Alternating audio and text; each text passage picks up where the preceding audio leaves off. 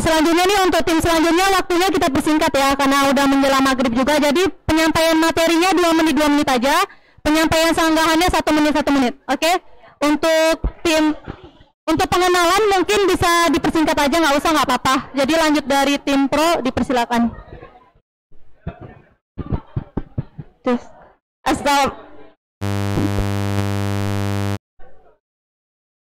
Assalamualaikum warahmatullahi wabarakatuh.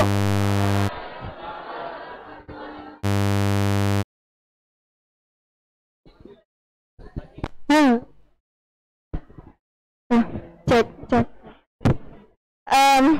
Jadi kami dari kelompok 3. Saya sendiri perkenalkan, nama saya Aan. Saya akan memaparkan materi dari kelompok 3. Suaranya di belakang tolong kakak-kakak abang-abang. Nah, jadi untuk judul debat kali ini adalah pembangunan Banda Aceh Outer Ring Road. Kami dari kelompok 3 menyetujui mengenai hal ini. Dikarenakan kita semua mengetahui bahwa Aceh pernah mengalami bencana tsunami pada tahun 2004 yang mana sangat menggegarkan. Nah, jadi setelah bencana tsunami tersebut, kita semua melakukan kembali pembangunan, terutama di kota Banda Aceh yang sebagai pusat kota, yang sebagai ibu kota provinsi. Nah, dari pembangunan ini maka kawasan-kawasan itu banyak berkembang. Karena pengembangan wilayah ini maka terjadilah peningkatan penduduk yang salah satu masalahnya adalah kemacetan. Kemacetan ini sendiri terjadi karena kurangnya transportasi dan jalan kita yang masih kurang. Nah, untuk menanggapi hal ini dibuatlah rencana strategis Direktorat Jenderal Bina Marga 2015 sampai 2019 terkait dengan Outer Ring Road atau jalan lingkar. Selain untuk mengurangi kemacetan, Outer Ring Road ini juga bisa menumbuhkan pusat perekonomian baru. Dikarenakan kalau dibangun jalan baru itu maka akan munculnya toko-toko atau sentral-sentral market yang baru, maka juga bisa meningkatkan perekonomian masyarakat. Kemudian dengan adanya Outer Ring Road juga bisa menjadi jalan evakuasi bencana. Dalam artian karena jalannya itu jadi lebih panjang, maka akan semakin memperluasnya lahan apabila terjadi lagi bencana seperti tahun 2004. Selain itu juga jalan Outer Ring Road ini bisa menambah keindahan kota dan bisa meningkatkan pariwisata. Mengapa? Karena seperti yang kita tahu di kota-kota besar itu sudah ada sekian. Oke, waktu sudah habis. Bisa dijawab langsung oleh tim kontra. Oke, langsung saja. Saya perwakilan dari kelompok 4, yaitu tentang kontra terhadap pembangunan Outer Ring Road di Banda Aceh. Saya sekarang ingin memaparkan materi terlebih dahulu. Jadi proyek Banda Outer Ring Road ini dibangun itu dari depan SPBU Ulele sampai di Gampung Kaju Aceh Besar. Nah, pembangunan ini memberikan dampak yang sangat buruk bagi masyarakat. Salah satunya yaitu pembangunan bor ini memakan biaya yang tidak sedikit, yaitu sebesar 4,7 sampai 5 triliun. Lalu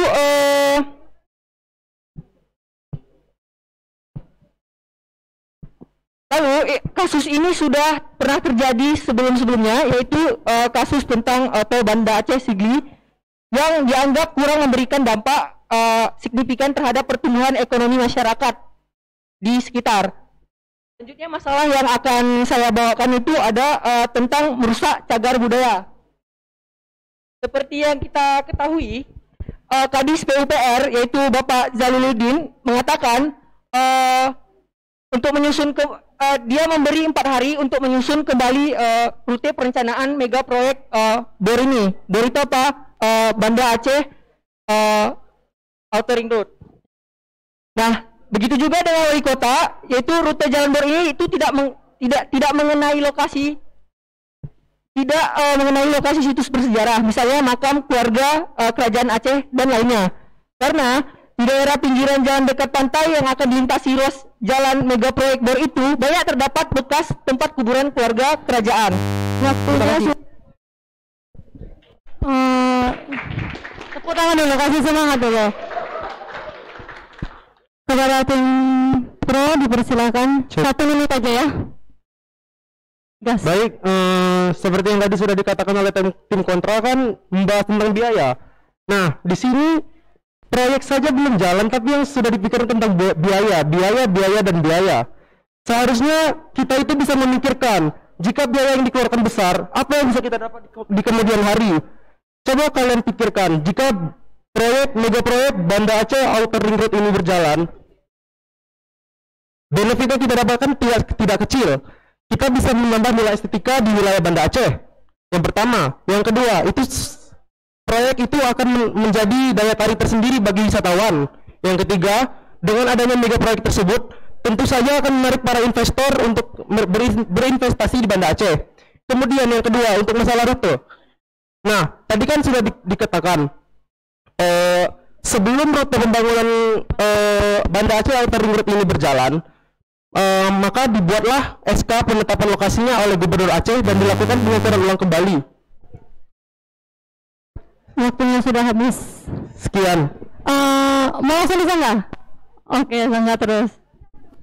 Jadi, oke, kalian sekarang bicara tentang biaya. Tapi, kalian tahu nggak tujuan utama dari pembangunan BOR itu? Bukan cuman menjadi jalur evakuasi, tetapi BOR itu tujuannya untuk mereduksi gelombang tsunami. Oke, kita bicara tsunami. Tsunami terjadi dalam rentan waktu berapa? Apakah kalian tahu? Oke, sekarang biar aku jelaskan. Tsunami itu rentan waktunya bakal terjadi dalam 1 abad sekali. Jika BOR ini dilakukan sekarang, apakah efektif? Nah, interupsi. Tunggu. Kemudian untuk mengatasi kemacetan. Mengatasi kemacetan itu kan dengan pembangunan infrastruktur dan tadi dengan pembangunan BOR akan membangun daerah tersebut menjadi lebih maju. Mana buktinya? Datanya mana? Sekarang kalau kita lihat pembangunan tol, apakah wilayah Blamintang sekarang lebih meningkat? Kan tidak. Tadi seperti yang kalian kami bicarakan tadi. Kan? Kelihatannya makin memanas ya, karena tim pro membahas masalah sosial infrastruktur dan tim kontra membahas masalah budaya dan perekonomian. Oke, dari tim pro silahkan. Untuk yang terakhir ini dikasih waktu 1 menit 30 detik karena dikasih interupsi untuk tim kontra bila ingin menyanggah. Tadi Anda membicarakan tentang gempa yang Anda prediksi itu terjadi 1 abad sekali. Itu sebenarnya tidak bisa bukan gempa, tsunami. Tsunami. Tsunami itu tidak bisa Anda perkirakan sendiri. Ada kondisi-kondisi tertentu. Dengan adanya Banda Aceh Outer Ring Road ini, Banda Aceh Outer Ring Road ini memiliki tinggi 5 meter di atas permukaan laut, sehingga dapat menjadi tanggul penanggulangan bencana yang efektif mereduksi gelombang tsunami sampai dengan 21-23%. Nah, ini kan sebagai jaga-jaga. Kalau misalnya ada terjadi sesuatu, kita sudah mempunyai upaya untuk mengurangi, meminimalisir efek yang terjadi. Kemudian mungkin bisa ditambahkan oleh teman saya. Jadi saya mau menambahkan sedikit. Jadi yang kalian sampaikan tadi tentang pembangunan ini bisa untuk mengevakuasi tsunami secara tidak langsung dan tidak menyetujui argumen kami. Ya, oke, memang betul. Ya. Mohon interupsi jika ingin membantah. Interupsi ya. Interupsi. Izinkan. Izinkan. Oke. Memang itu kan tujuan utama untuk mereduksi gelombang tsunami di wilayah Ulele. Kalian tahu nggak wilayah Ulele itu wilayah yang sangat rawan dan pembebasan lahannya 13 hektar. Oke. Pembebasan lahannya 13 hektar. Nah, di pembebasan lahan ini pasti berkaitan lagi dengan orang, dengan masyarakat banyak. di situ membutuhkan waktu. Dan juga keefektifan bagi masyarakat Aceh apa? Itu yang tolong dipertegas. Ini udah masuk ke sesi tim kontra berbicara dan waktu 1 menit 30 detik. Dan jika tim pro ingin interupsi, mohon diasingkan tangan. Lanjut untuk tim kontra berbicara. Interupsi, bisa interupsi. Tes. Terus untuk dana. Jadi untuk pembebasan tanahnya aja perlu biaya 200 miliar.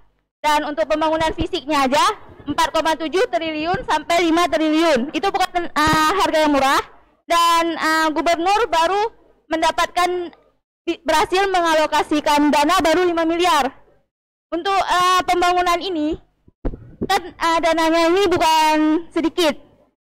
Jadi bisa aja Aceh tetap berada di urutan pertama termiskin se-Sumatera. Apakah dengan pembangunan bor ini akan membuat signifikan perekonomian di Aceh? Instruksi terima. Instruksi dipending.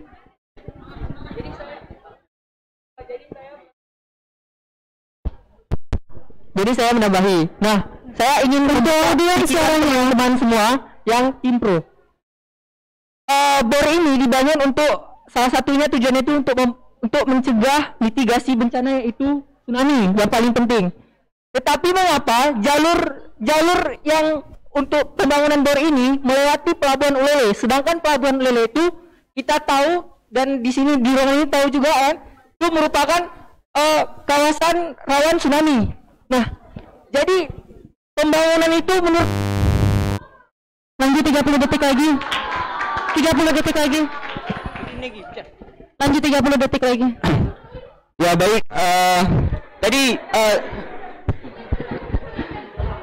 tadi saudara bilang kalau biayanya terlalu mahal. Ya, jadi seperti kita ketahui bahwa jikalau kita ingin mendapat efek yang lebih baik, jadi apa salahnya kita mengeluarkan dana banyak?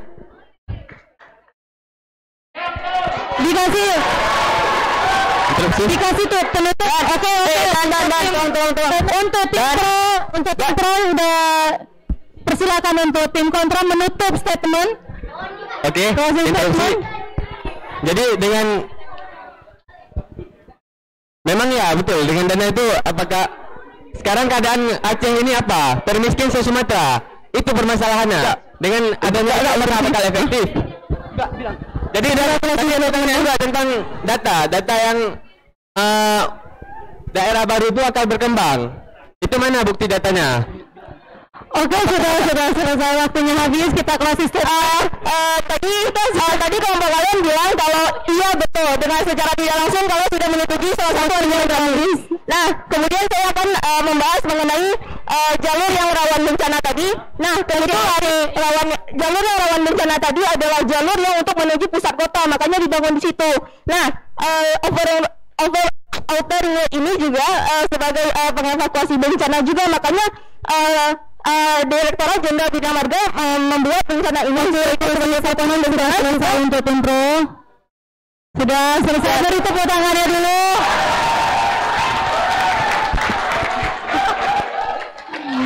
Overall untuk kelompok 3 dan 4 sudah lebih baik dari sebelumnya dan sudah belajar dari yang sebelumnya, dan suasananya lebih panas juga dari yang sebelumnya gitu kan. Untuk materi keduanya sudah cukup mumpuni ya masing-masing kelompok. Oke, kok mau ngomong? Untuk yang pemilih untuk yang terbaik, jujur keduanya terbaik, tapi karena ketika penyampaian argumen yang lebih memberi solusi atas masalah yang diberikan oleh tim lawan itu adalah tim pro. Jadi untuk sesi ini tim pro yang selanjutnya itu untuk overall dua-duanya baik, good. Kalian sudah mulai berani berargumen, bagus.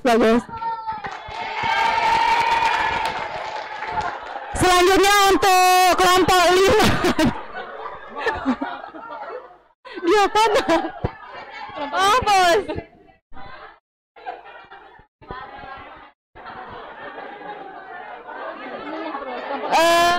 Dipersilahkan untuk kelompok selanjutnya.